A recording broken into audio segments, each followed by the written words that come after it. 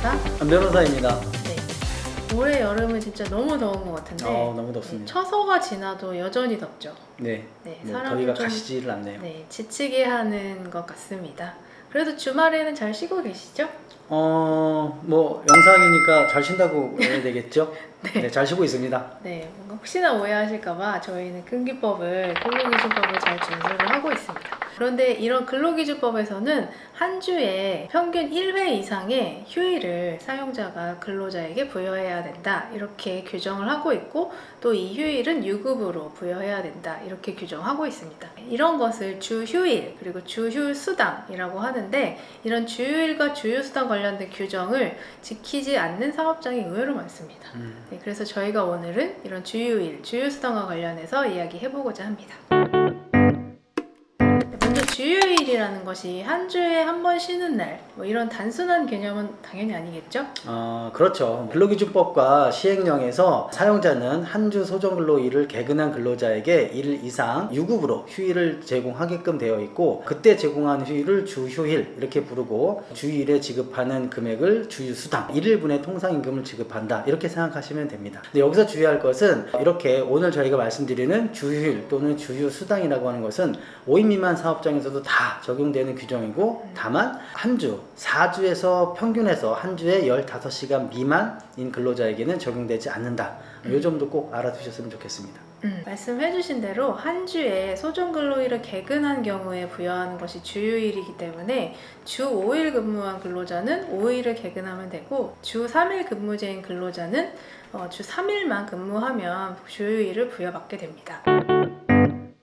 네, 그러면 이렇게 부여되는 주휴일을 바탕으로 지급하는 주휴수당은 또 어떻게 산정되는 것인지 설명해 주시죠. 네, 사업장에서 통상근로자, 즉 하루에 8시간 5일 근무하는 그런 통상근로자가 있고, 단시간 근로자가 있는 경우에는 통상근로자에게 부여하는 주휴수당에 비례해서 지급하면 되는데, 그런 통상근로자가 없고 그냥 단시간 근로자들만 일하는 사업장도 있을 거예요. 근데 그런 경우라 하더라도 마치 통상근로자가 있는 것처럼 이렇게 비례해서 지급하면 된다, 이렇게 보는 것이 고용노동부의 해석인데, 이걸 예를 들어서 설명을 드리면 좀 쉬울 것 같습니다. 어떤 사람이 하루에 4시간씩 총 5일을 근무를 했다. 그러면 그분에게 부여돼야 되는 주휴일 또는 주휴수당은 얼마냐? 4시간 분의 시급을 통상임금으로 지급하면 되는 것인데, 문제는 하루에 6시간씩 3일만 근무한다. 월수금 뭐 이럴 수도 있는 거잖아요. 그럼 그분에게 부여되는 주휴일 또는 주휴수당은 어떻게 계산되는 거냐라고 하면, 통상근로자를 기준으로 비례해서 지급한다 이렇게 생각하시면 됩니다. 그러면 하루에 6시간씩 3일을 근무하니까 그분의 총 한 주의 소정근로시간은 18시간이 되는 것이고, 그 18시간을 가지고 하루에 8시간씩 5일을 근무하는 통상근로자가 비례하면 약 3.6시간이 됩니다. 그 3.6시간에 해당되는 임금만큼 주휴일에 부여하면 된다 이렇게 생각하시면 됩니다. 방금 설명해 주신 내용을 보시고 자신의 소정근로시간이나 자신의 주휴수당 한번 계산해 보시면 좋을 것 같습니다. 주휴수당 관련해서 많이 하는 질문 중에 하나가, 일주에 소정근로일을 개근한 경우에 주휴일을 부여한다고 한다면 그 주에 연차휴가를 사용한 경우에도 내가 유급휴일을 부여받을 수 있는지인데 어떤가요? 그렇진 않습니다. 많이들 물어보시는 건데, 방금 말씀하신 연차휴가라든지 여성분들의 생리휴가 아니면 가족 돌봄휴가 같은 것들 많이 사용하고 계신데, 소정근로일을 다 개근하라고 그랬다고 해서 그 소정근로일 동안 무조건 출근을 하라는 의미는 아닙니다. 법정휴가는 얼마든지 근로자분들께서 시기를 지정해서 쓸 수 있는 것이기 때문에, 그 법정휴가를 썼다고 해서 개근한 일수에서 빼야 된다 이런 것은 있을 수 없습니다. 따라서 휴가를 사용했다고 하더라도 개근에는 전혀 영향을 미치지 않습니다.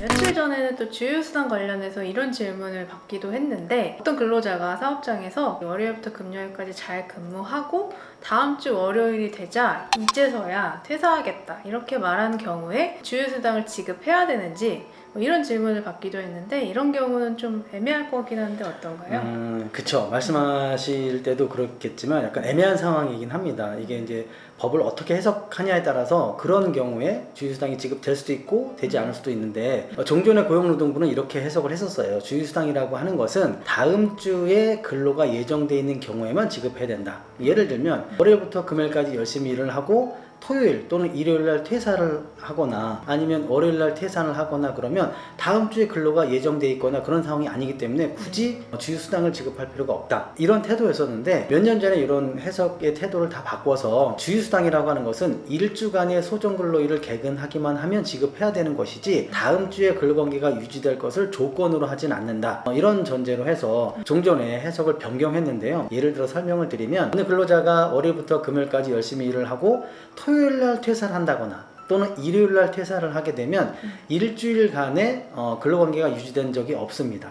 그렇기 때문에 그런 경우에는 주휴수당을 지급할 필요가 없을 텐데 그게 아니라 월요일부터 금요일까지 열심히 일을 하고 토일을 지나서 월요일 아침이 돼서야 퇴사일사를 표시했다.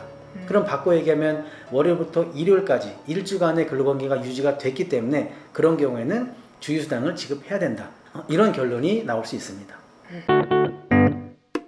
또 최근에는 주휴수당과 관련해서 저희가 또 새로 맡게 된 사건이 있잖아요. 일용직 근로자와 관련된 사건이었는데 어떤 점이 문제가 되었나요? 네, 한 10년 정도 일을 하시다가 갑작스럽게 퇴사를 하게 된 분이신데 이제 시작은 이렇게 됐습니다. 뭐뭐 유료 직업 소개서, 여러분들 흔히 길 가다 보면은 무슨 땡땡 인력 뭐 이런 것들이 많이 있잖아요. 그런 인력 회사를 통해서 뭐 사업장에 취직을 하게 되셨고 거기서 10년 가까이 일을 잘 하셨습니다. 근데 이분의 임금 지급 방식이 조금 특이했습니다. 일용직이라고 하면 흔히들 쓰는 방식이긴 한데 1일급, 1일 통상임금을 딱 정해놓고 그분이 일한 횟수만큼만 곱해서 임금을 지급했던 거예요. 어떨 때는 주급으로 지급할 때도 있고 어떨 때는 월급으로 지급할 때도 있고 이렇게 일을 쭉 해오시다가 퇴사를 하게 됐는데 재직 중에는 한 번도 주휴수당이라는 걸 받은 적이 없고 그리고 퇴사를 했음에도 불구하고 14일 이내에 퇴직금을 지급받은 적도 없고 그래서 퇴직금은 물론이고 주휴수당이나 기타 등등 이런 여러 가지 수당들이 지급되지 않은 그런 사안이었습니다. 네, 아무쪼록 또 결론이 잘 났으면 하는 바람입니다. 특히 5인 이상 사업장을 운영하시는 분들의 경우에는 근로자가 퇴사할 때 혹시나 지급하지 않은 각종 수당이 없는지 한번 체크해보는 계기가 되셨으면 좋겠습니다. 오늘 영상도 도움이 되셨다면 구독과 좋아요. 그리고 알림 설정도 부탁드리겠습니다. 감사합니다.